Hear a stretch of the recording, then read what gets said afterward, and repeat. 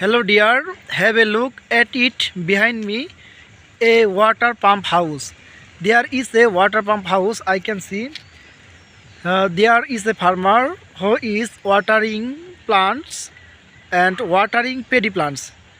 It's looking nice. All of paddy land has already cultivated, has already planted, and many of farmers are taking care of this paddy.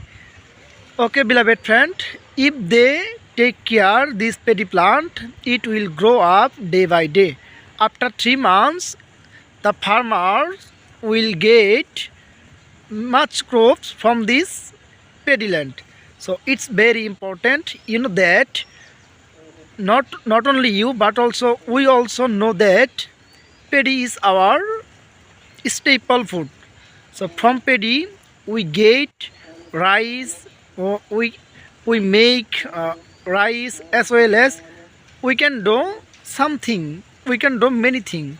So it's really important, and we know that Bangladesh is an agricultural country. So agriculture is based on these people's heart. So it's really important for us. Okay, beloved friend, thank you all. I will not make it longer anymore. See you again. All the best. Assalamu alaikum warahmatullah.